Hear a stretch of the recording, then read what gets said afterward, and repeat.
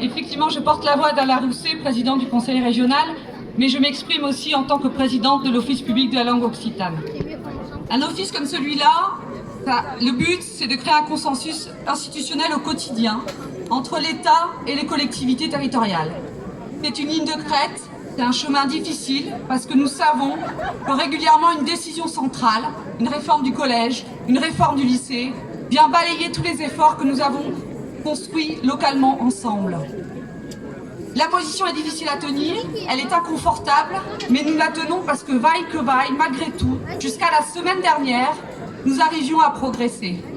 Depuis la semaine dernière, je n'accepte plus de tenir cette position commune. Depuis la semaine dernière, il m'est désormais impossible d'assumer cette position parce que l'un des partenaires, en l'occurrence l'État, a rompu violemment la confiance et que ça a le goût de l'humiliation.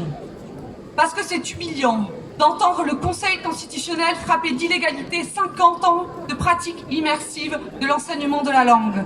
Parce que c'est humiliant d'entendre dire que cet enseignement immersif mène au séparatisme. C'est humiliant parce que cela signifie que nous tous, parents d'élèves, enseignants, élus locaux et désormais parlementaires, cela fait tant d'années que nous participons à diviser le pays.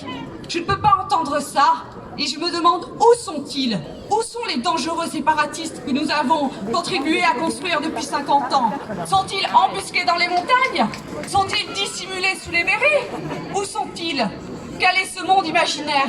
Ce n'est pas le mien et je crois que ce n'est pas le vôtre. Et la différence, c'est que nous savons, nous n'ignorons pas ce que c'est aujourd'hui de vivre dans un territoire où le contrat social autour de la langue existe. Et nous sommes les territoires et nous sommes la République. Quant au ministre de l'Éducation nationale, j'ai du mal à comprendre comment un ministre peut assumer et dire que plus de culture, ce serait moins de République, que plus de langue, ce serait moins de République.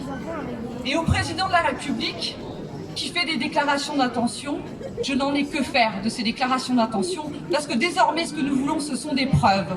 Que n'a-t-il promulgué la loi avant que son ministre n'ait le temps de nourrir un recours au Conseil constitutionnel? Donc désormais, la seule solution crédible, la seule issue crédible à cette situation, c'est qu'il propose en urgence une modification, une loi proposant une modification de l'article 2 de la Constitution. Merci à tous.